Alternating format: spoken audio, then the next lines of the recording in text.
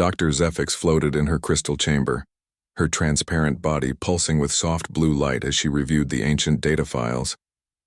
Around her, the great library of the Galactic Council stretched endlessly, its walls lined with the knowledge of 12 different species collected over thousands of years.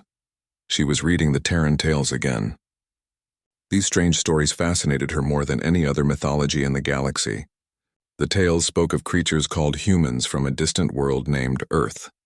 According to the stories, these beings were unlike anything that had ever existed.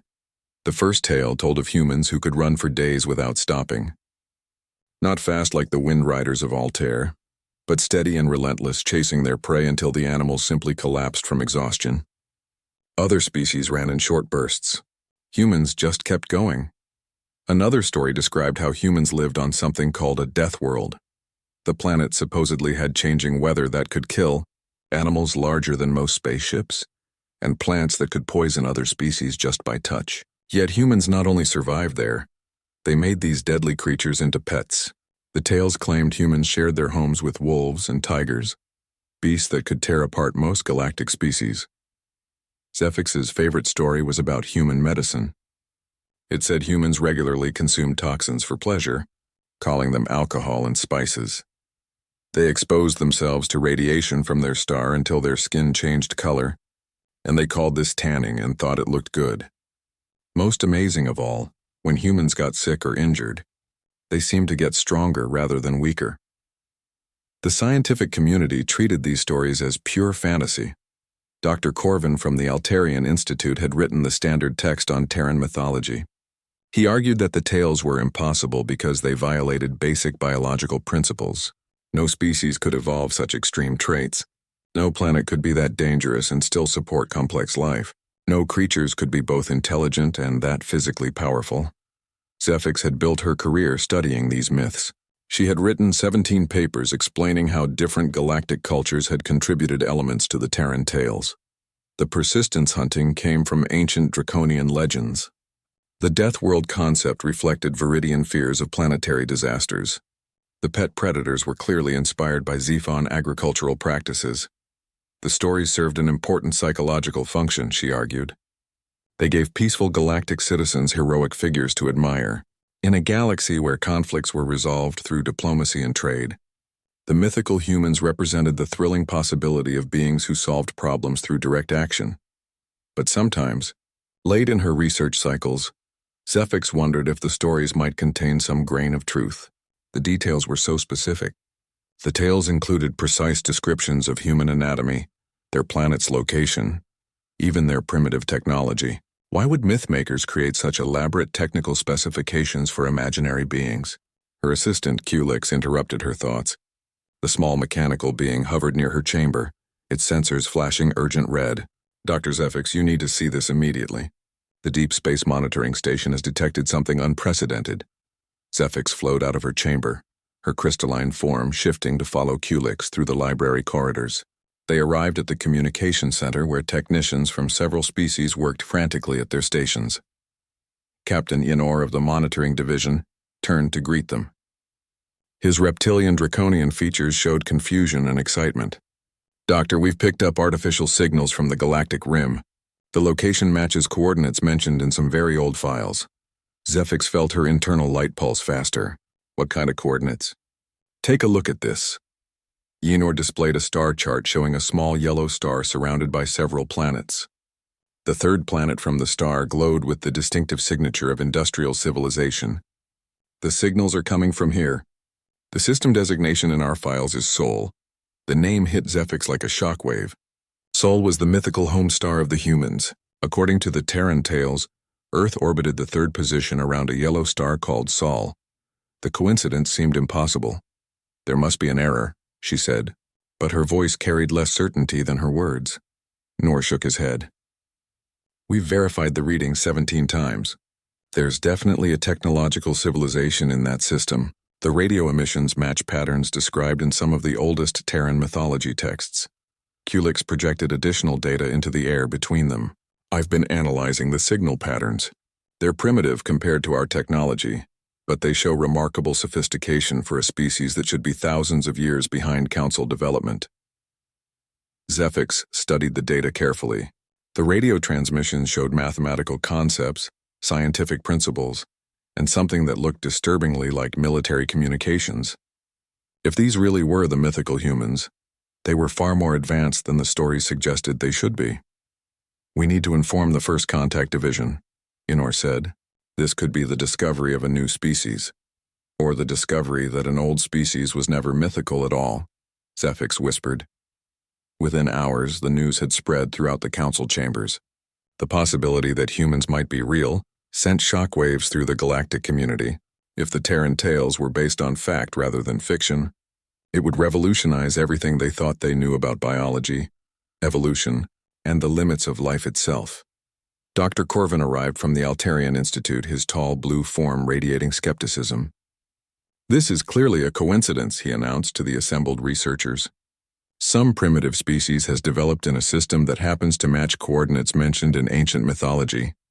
The similarity will end there, but Zephyx wasn't convinced. She spent the next several days comparing the incoming signals with details from the Terran tales. The mathematical concepts matched. The planetary arrangement was exactly as described. Even the chemical composition of the star aligned with mythological specifications. The First Contact Division began preparing for what they assumed would be a routine integration mission.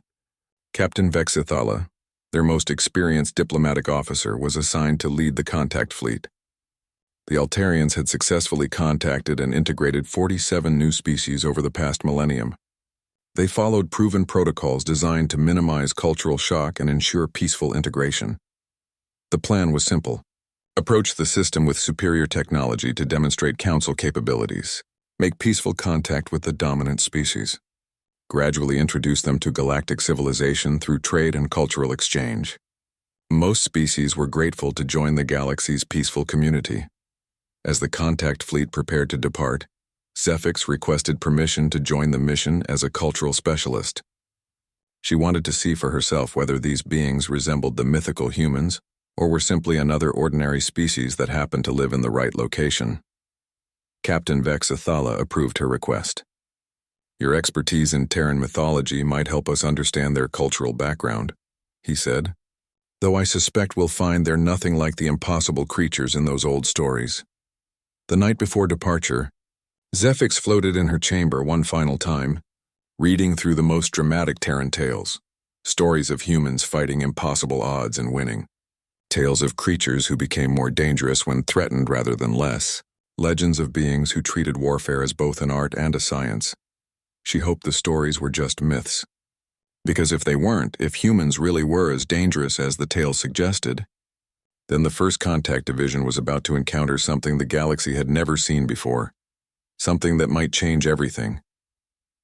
Captain Vexithala stood on the bridge of the Council flagship Harmony, watching the yellow star called Sol grow larger on the main display. Around him, his crew of Altarians worked quietly at their stations, their blue skin glowing softly in the ship's gentle lighting. Everything proceeded according to standard First Contact protocols. The contact fleet consisted of 7 ships, each equipped with the most advanced technology in the galaxy. They carried universal translators, cultural analysis computers, and peaceful demonstration equipment. Most importantly, they had pacification fields that could calm aggressive responses from primitive species who might feel threatened by superior technology. Dr. Zephyx floated near the science station, her crystalline form reflecting the bridge lights as she monitored incoming data about the third planet. The preliminary scans confirmed many details from the Terran tales. The planet had diverse climates, large oceans, and atmospheric conditions that would support most galactic species. "Initial biological scans complete," reported Science Officer Keth. "The dominant species appears to be bipedal, carbon-based, averaging 2 meters in height. Their technology level suggests they're in early space development phases." Vexithala nodded. This matched the profile of dozens of species the Council had successfully contacted. Early spaceflight civilizations were usually eager to learn about the galaxy and grateful for Council guidance. "Any signs of military activity?" he asked. "Negative, Captain. We detect what appear to be exploration vessels and orbital installations, but nothing that matches known weapons configurations." Dr. Zephyx felt relieved. Perhaps these beings, whatever they were, would prove to be as peaceful as most galactic species. The Terran tale's emphasis on warfare and violence might have been pure mythology after all. The fleet approached the outer system, their stealth fields activated to prevent detection until they were ready for formal contact. Standard procedure called for observing the species for several days before making their presence known. Lieutenant Yorth, monitoring the sensor array, suddenly straightened in alarm. "Captain, we're being scanned." "Impossible," Vexthala replied. "Our stealth technology is centuries ahead of their development level." "Confirmed scan, sir. Something on the third planet is definitely tracking our position." Dr. Zephyx moved closer to the sensor station. According to the Terran tales, humans had developed advanced pattern recognition abilities through millions of years of hunting. Could they somehow detect things that other species missed? "Source of the scanning?" Vexthala asked. "Unknown, Captain. The scan is unlike anything in our databases. It's not using standard electromagnetic or gravitational detection methods." Before anyone could respond, a new contact appeared on their screens. A small vessel was approaching from the direction of the third planet, moving faster than their preliminary scans had suggested was possible for local technology. "Incoming transmission," announced Communications Officer Relt. "Put it through," Vexthala ordered. The main screen activated, showing the interior of what was clearly a primitive spacecraft. A bipedal creature sat in what appeared to be a command chair, looking directly at them through the communication link. The being had pale skin, short dark hair, and eyes that seemed to track movement with predatory precision. "Unidentified vessels," the creature said in a voice that somehow conveyed both curiosity and threat. "You are in violation of Earth space.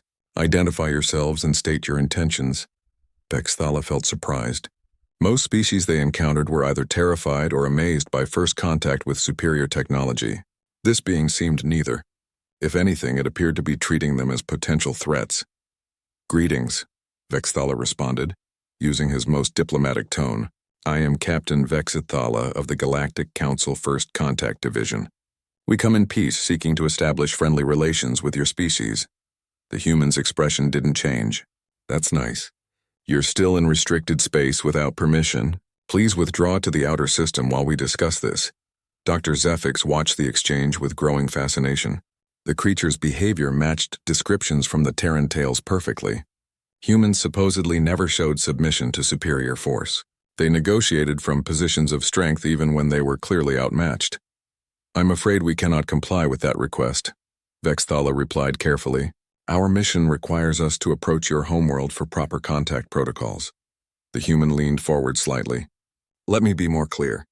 You will withdraw to the outer system immediately, or we will consider your continued presence an act of aggression."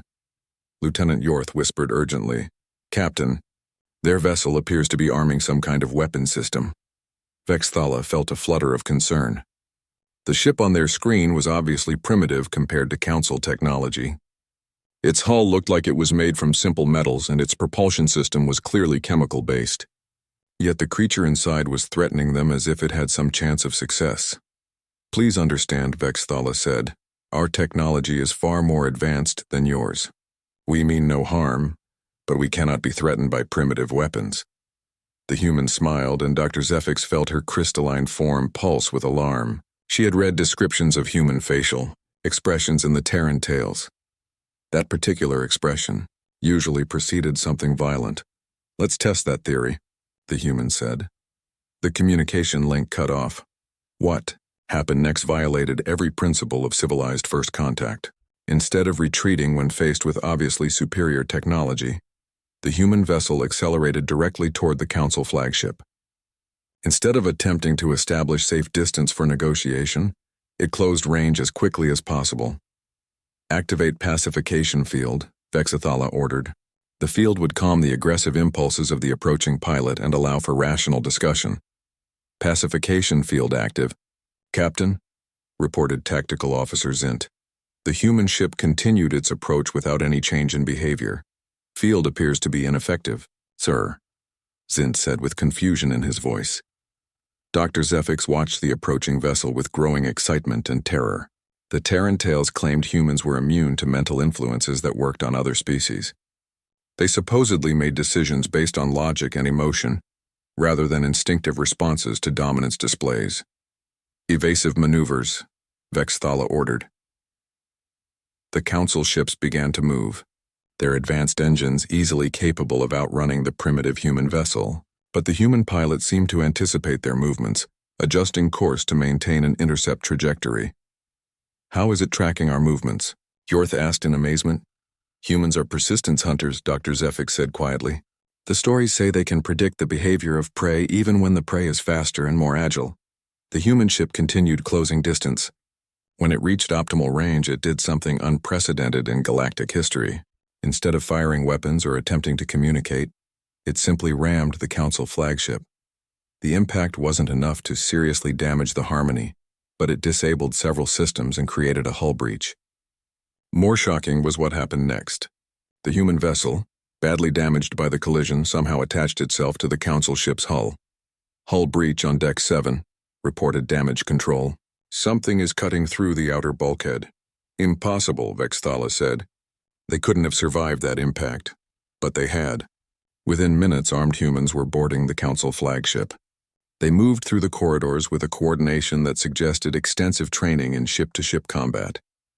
When they encountered Council crew members, they didn't kill or capture them. Instead, they seemed to be studying them, learning about Council technology and capabilities. Dr. Zefix found herself face-to-face with one of the humans in a corridor near the science section.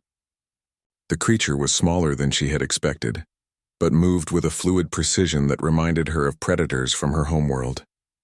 It looked at her with obvious intelligence and said something in its own language. When she didn't respond, the human simply nodded and continued past her. It wasn't interested in hurting anyone. It was gathering information.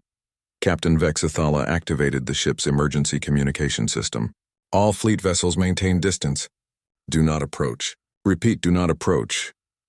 The humans had been aboard for less than an hour when they returned to their damaged vessel, and somehow made it functional again. As they departed, one of them activated a communication link. "Captain Vexithala," the original human said, "thank you for the educational experience. Please withdraw to the outer system. We'll send a delegation to discuss terms for peaceful contact, but understand that next time we'll be better prepared." As the human ship limped back toward Earth, Vexithala stared at the main screen in shock. In 40 years of first contact missions, nothing like this had ever happened. No species had ever attacked Council vessels. No primitive civilization had ever boarded advanced ships and simply gathered intelligence before withdrawing. Dr. Zefix felt her internal light pulsing rapidly with excitement. The Terran tales weren't mythology at all. They were historical records. And if the stories were true, the Galactic Council had just encountered something far more dangerous than they had ever imagined. Humans were real, and they were exactly as terrifying as the myths had claimed.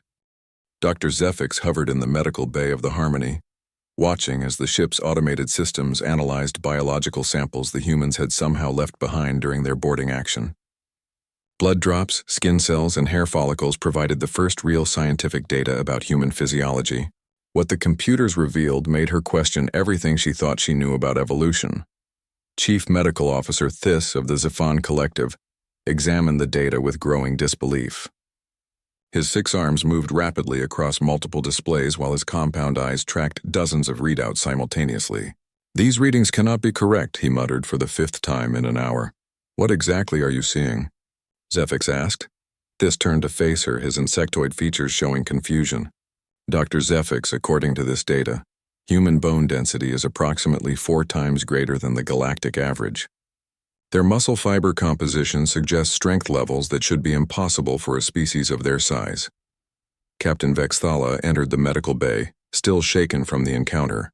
His normally confident demeanor had been replaced by obvious concern. "Doctor, I need to understand what we're dealing with. My crew is requesting immediate evacuation from this system." Thys activated a holographic display showing human cellular structure. "Captain, look at this immune system analysis. Human white blood cells show aggressive responses to threats that would overwhelm most galactic species. They don't just resist disease, they actively hunt it down and destroy it." The display shifted to show comparative healing rates. A wound that would take a draconian 30 days to heal completely would heal on a human in approximately 7 days. Their bodies seemed designed for rapid recovery from trauma. Dr. Zefik studied the cardiovascular data with fascination. According to these readings, human hearts have multiple chambers and can increase output by over 300% under stress. Their blood carries oxygen more efficiently than any species we've encountered. There's more, Theiss continued, bringing up neurological scans. Human brain chemistry includes compounds that most species would consider combat stimulants. Under stress, they naturally produce chemicals that increase strength, speed reaction time, and reduce pain sensitivity. Captain Vexithala stared at the data. You're describing a species that's biologically designed for warfare. Not just warfare, Zefix corrected. Survival in conditions that would kill everything else in the galaxy. The communication system activated, interrupting their discussion. Lieutenant Yorth's voice carried barely controlled panic. Captain, you need to see this. We've detected multiple human vessels launching from their homeworld. They're heading directly toward our position. The bridge crew assembled around the main tactical display. 15 human ships were approaching, each larger than the vessel that had boarded them. The new ships showed design modifications that suggested they had learned from studying Council technology during their brief visit. How is this possible? Science Officer Keth asked. They couldn't have analyzed our systems and modified their ships in just 6 hours. Dr. Zefix remembered a story from the Terran tales about human adaptability. The myths say humans are rapid learners. They supposedly developed their entire technological civilization in less than 10,000 years. The lead human vessel opened a communication channel. A different human appeared on screen, this one wearing what appeared to be military insignia. The being had dark skin, short gray hair, and eyes that showed intelligence and determination. Council vessels, the human said in clear, precise words. I am Admiral Chen of the Earth Defense Force. You will withdraw from this system immediately. Captain Vexthala tried to maintain diplomatic protocol. Admiral, we are here on a peaceful mission. The Galactic Council seeks only to establish friendly relations with your species. Admiral Chen's expression didn't change. Your peaceful mission involved violating our space and refusing to withdraw when requested. That constitutes an act of aggression under Earth law. We are willing to negotiate, Vexithala replied. Our technology could benefit your species greatly. The human leaned forward slightly. Captain, let me be clear about something. We've analyzed the technology from your ship. While it's impressive, it's not beyond our ability to understand or replicate. The statement sent shockwaves through the Council crew. No primitive species had ever claimed they could duplicate advanced galactic technology. Lieutenant Yorth whispered urgently, Captain, their ships are taking tactical positions around us. They're executing a perfect encirclement maneuver. Dr. Zefix watched the human formations with growing amazement. The Terran tales described humans as natural strategists who thought about warfare constantly. The approaching ships moved with precision that suggested extensive military training. Admiral, Captain Vexithala said carefully, surely you understand that conflict would be unproductive for both our species. Admiral Chen smiled, and Dr. Zefix recognized the expression from her mythological studies. It was the same smile the boarding human had shown before attacking. Captain, you're assuming we would lose such a conflict. Your technology is clearly inferior to ours, Vexithala pointed out. Technology isn't everything, the Admiral replied. Your ships are designed for peaceful exploration and scientific research. Ours are designed for war. Your crews have no experience with actual combat. Ours have been fighting each other for thousands of years. The tactical display showed the human ships adjusting their positions. Instead of maintaining formation, they began moving in unpredictable patterns that would make targeting difficult.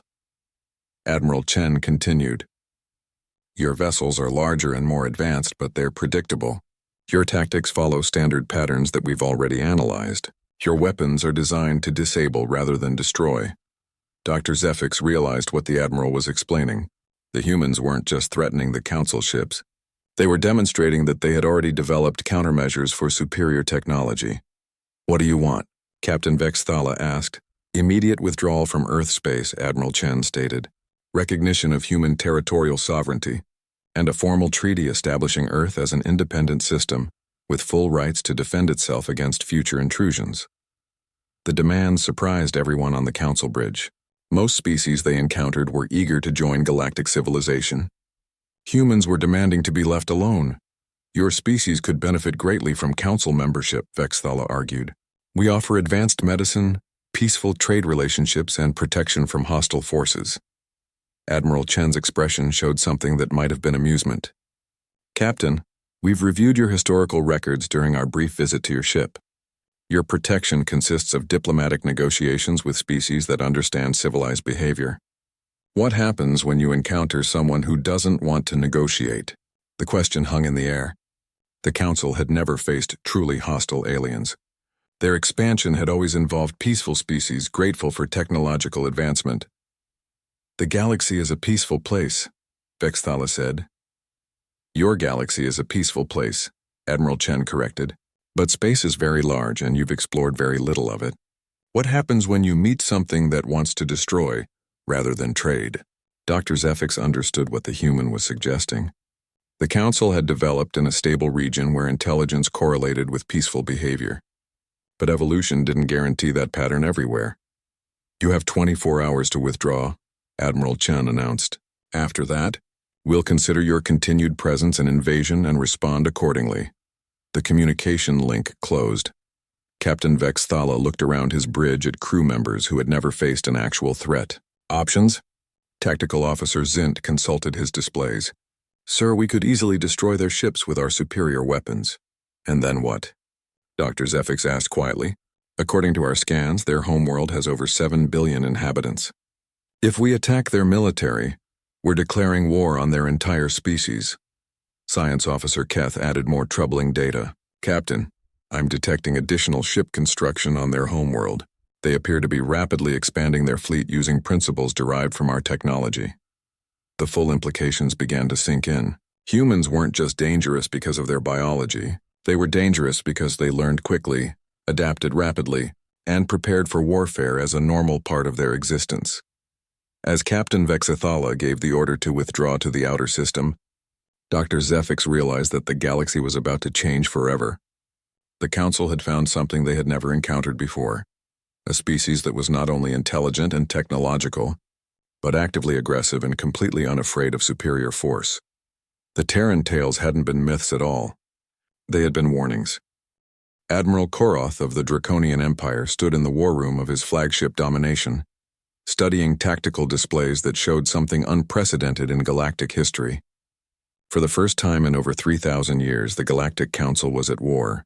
The humans had ignored the Council's withdrawal to the outer system. Instead, they had begun expanding beyond their homeworld, establishing military installations throughout their solar system and launching exploration missions toward neighboring star systems. When Council forces attempted to establish a quarantine perimeter, the humans had responded with immediate and devastating attacks. Show me the Kepler Station incident again, Koroth ordered. The holographic display recreated the battle that had shocked the galaxy 6 weeks earlier. Kepler Station, a Council research facility, had been monitoring human expansion when 3 human vessels approached. The station commander had activated standard defensive shields and attempted to negotiate. The humans had responded by ramming their ships directly into the station's shield generators. The suicide attacks disabled the defenses, allowing a 4th human ship to board the facility. Within hours, the humans had stripped the station of all useful technology and disappeared back toward their territory. No survivors. No prisoners, no negotiation, muttered General Thylix, Koroth's tactical advisor. They treated it like a mining operation. Dr. Zefix, now serving as a military consultant, floated near the tactical display. Her crystalline form pulsed with nervous energy as she analyzed human behavior patterns. It's exactly what the Terran tales predicted. Humans don't fight for territory or resources. They fight to eliminate threats. Captain Vexthala, recently reassigned to the military command, reviewed casualty reports with growing despair. 17 Council installations attacked. 8 completely destroyed. 4 captured and stripped of technology. 0 human prisoners taken. The most disturbing aspect wasn't the attacks themselves, but how the humans fought. They used tactics no civilized species had seen for millennia. Kamikaze attacks, biological warfare, and something they called scorched earth policies that left nothing useful behind for enemies. Their latest assault on mining station. Gamma 7 employed chemical weapons, reported Intelligence Officer Keth. They flooded the facility with compounds that were harmless. to humans but toxic to most council species. Admiral Korath studied the tactical data with professional interest. As the most experienced military commander in the galaxy, he had been called in to resolve what the Council termed the human problem.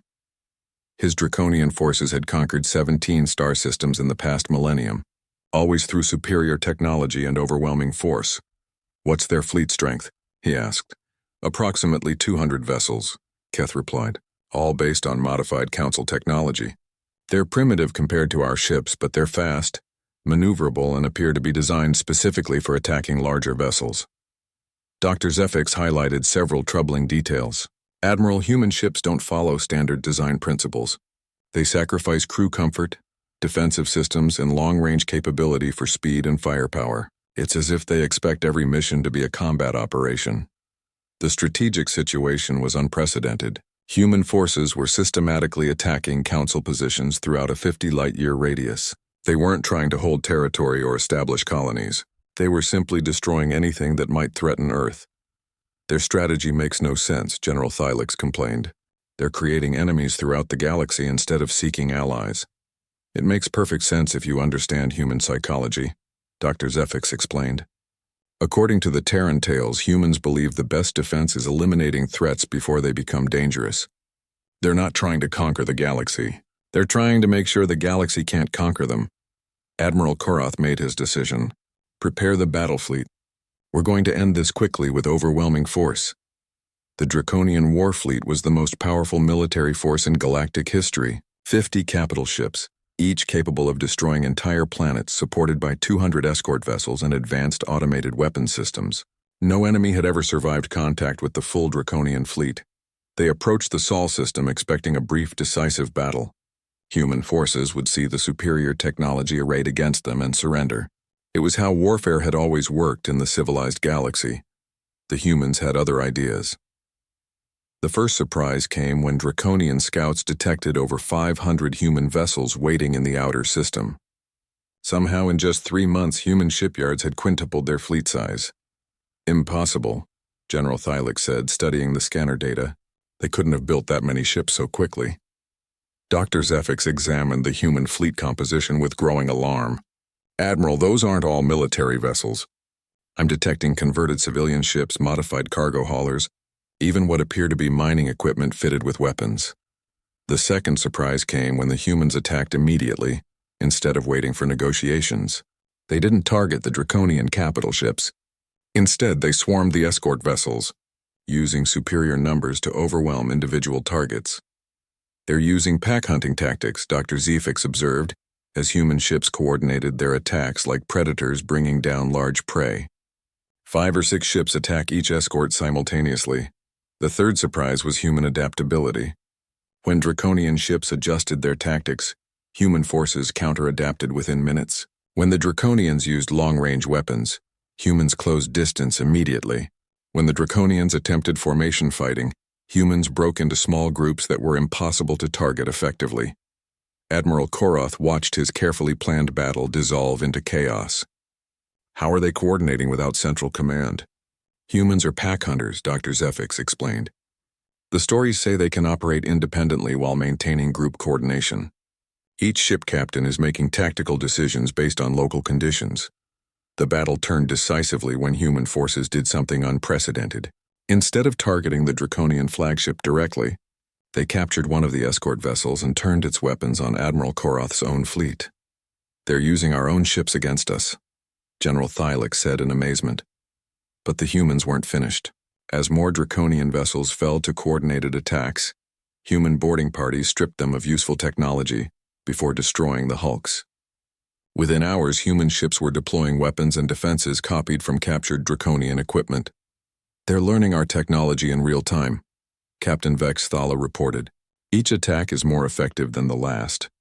The final shock came when human forces began targeting the Draconian supply lines. Instead of continuing the space battle, they launched simultaneous attacks on fuel depots, ammunition stockpiles, and repair facilities throughout the region. Admiral Korath realized with growing horror that he was facing an enemy that thought about warfare fundamentally differently than any civilized species. Humans didn't just want to win battles, They wanted to make sure their enemies couldn't fight again. "Full retreat," he ordered. "All vessels withdraw immediately." As the Draconian fleet limped away from the Sol system, Admiral Koroth faced the impossible reality that he had just lost a battle to a primitive species using inferior technology. Worse, the humans had captured enough Draconian equipment to significantly upgrade their capabilities. Dr. Zefix compiled her battle analysis with a mixture of scientific fascination and existential terror. "Admiral, the humans didn't just defeat us. They studied us, learned from us, and improved their own capabilities. Every battle with them will make them stronger." The strategic implications were staggering. The most powerful military force in the galaxy had been defeated by a species the Council had discovered by accident. If humans could defeat Draconian technology and tactics, they could defeat anything the galaxy could send against them. But the most troubling realization was still to come. As intelligence reports arrived from across the region, it became clear that human expansion wasn't random. They were systematically mapping Council territory, identifying key strategic points, and preparing for something much larger than defensive operations. The humans weren't just fighting to protect Earth anymore. They were preparing to take the war to the entire Galactic Council. Admiral Koroth looked at the tactical projections and realized that the galaxy's peaceful age was ending. The humans had arrived, and they were exactly as dangerous as the ancient myths had warned. Ambassador Sarah Chen stood in the Great Assembly Hall of the Galactic Council, looking up at representatives from 12 different species who had never expected to be in this position. 6 months ago, these beings had ruled a peaceful galaxy. Today, they were barely holding their civilization together against an enemy they had discovered by accident. The human fleet had arrived at the Council homeworld 3 days earlier. Not to attack, but to deliver an ultimatum that had shocked every representative present. The humans wanted to talk. Council Chairman Velcris, an ancient Altarian whose blue skin had faded to pale silver with age, spoke with barely controlled desperation. "Ambassador Chen, your species has systematically destroyed 17 installations, captured 43 vessels, and displaced over 2 million Council citizens. Why should we negotiate with terrorists?" Sarah looked around the assembly with calm confidence. She was a small human by Earth standards, but her presence seemed to fill the enormous chamber. "Chairman Velcris, we didn't start this conflict. Your forces entered our territory without permission, refused to leave when asked, and attempted to establish a military blockade around our homeworld." Dr. Zefix floated near the scientific advisory section, her crystalline form pulsing with nervous energy. In the past 6 months, she had become the galaxy's leading expert on human behavior, though she sometimes wondered if anyone truly understood these creatures. Admiral Koroth sat in the military advisory area, his reptilian features showing a mixture of professional respect and personal frustration. His defeat at human hands had cost him his reputation, but it had also taught him something valuable about warfare. "Your defensive actions have destabilized 3 sectors," Council Military Coordinator Thane pointed out. "Your expansion threatens peaceful species throughout the region." Sarah activated a holographic display showing human territorial claims. "We're not expanding for conquest. We're establishing defensive perimeters. Every species we've encountered has demonstrated hostile intent or potential threat capability." Chairman Velcris leaned forward. "We offered peaceful coexistence. We offered to share advanced technology and welcome humanity into galactic civilization." "Under your terms," Sarah replied firmly, "subject to your laws, governed by your council. We've studied your history, Chairman. Every species that joins the council gives up the right to defend itself independently." The statement sent uncomfortable ripples through the assembly. Council membership did require species to surrender military autonomy in exchange for collective security. Dr. Zefix spoke from her position near the science advisors. "Ambassador, surely you understand that collective security has maintained galactic peace for over 3,000 years." Sarah turned to address the crystalline scientist directly. "Dr. Zefix, your collective security works because every species in your alliance thinks the same way. You're all peaceful, rational, and prefer negotiation to conflict. But what happens when you encounter someone who doesn't share those values?" The question hung in the air.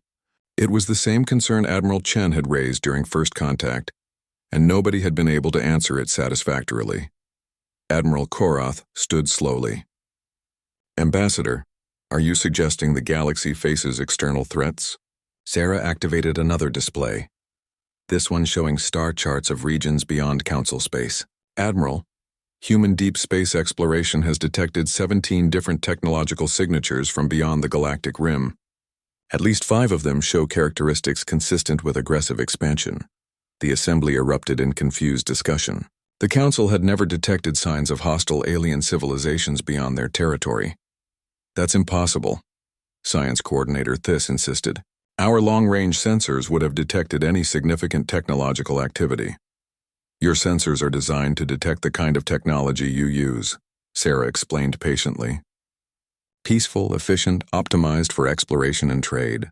You wouldn't necessarily detect military technologies designed for stealth and aggression. Sarah activated a third display showing detailed analysis of the external signals. We estimate that at least 2 of these civilizations have technology roughly equivalent to Council standards. But unlike your technology, theirs appears to be specifically designed for warfare. Dr. Zefix studied the data with growing concern. Human deep space sensors were primitive compared to Council equipment, but they were designed to detect threats rather than just gather scientific information. Even if external threats exist, Chairman Velcris said, that doesn't justify your attacks on Council installations. Sarah's expression became serious. Chairman, we attacked your installations because they represented immediate threats to Earth's security. But we also studied your defensive capabilities. Your military technology is designed to maintain order among peaceful species. It's not designed to fight actual wars against determined enemies. Admiral Koroth felt uncomfortable recognition. The humans were right. Draconian forces were the most powerful military in the galaxy, but they had never faced an enemy that wanted to destroy rather than surrender. What are you proposing? Council Defense Coordinator Kale asked. Sarah looked around the assembly, making eye contact with representatives from each species. An alliance. Not Council membership for humanity, but a mutual defense treaty between equals. The proposal shocked everyone present. The Council had never had allies, only members and subjects. Humanity brings 3 things to this alliance, Sarah continued. First, military technology specifically designed for actual warfare. Second, tactical knowledge gained from thousands of years of conflict. Third, a species that won't surrender when faced with superior force. She paused to let the implications sink in. In exchange, we want recognition of human territorial sovereignty and access to Council scientific and medical knowledge. Chairman Velcris conferred quietly with other Council leaders before responding. Ambassador, even if we agreed to such an arrangement, how do we know humanity won't eventually turn against us? Sarah smiled, and Dr. Zefix recognized the expression from her studies. It was the same smile humans showed when they were genuinely pleased rather than threatening. Chairman, humans form very strong loyalty bonds with allies who treat us as equals. We'll fight to the death to protect species we consider friends. And enemies? Admiral Koroth asked. We'll fight to the death to destroy species we consider threats, Sarah replied matter-of-factly. The assembly spent 3 days debating the proposal. Some species argued for continued resistance to human expansion. Others suggested attempting to destroy Earth before humanity became too powerful. But eventually, practical considerations won out.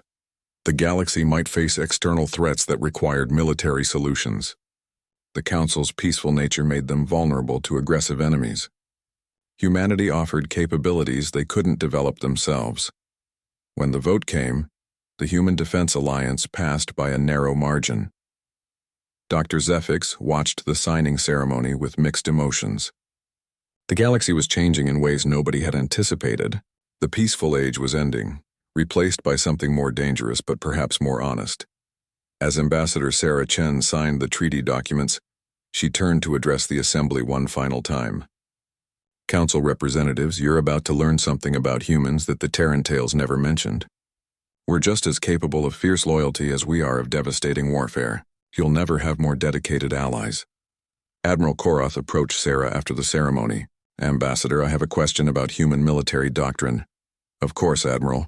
Your species seems to assume that warfare is inevitable. Why? Sarah considered the question carefully. Admiral, humans evolved on a world where everything was trying to kill us. We learned that the universe doesn't care about fairness or justice. Things that want to destroy you don't negotiate. They just attack. She gestured toward the star chart still displayed in the assembly hall. But we also learned that if you're strong enough and dangerous enough, you can protect the things you care about. The galaxy is about to face enemies that want to destroy everything you've built. We're here to make sure that doesn't happen. 3 months later, when the first extragalactic invasion fleet arrived expecting to find a peaceful, vulnerable civilization, they encountered something entirely different.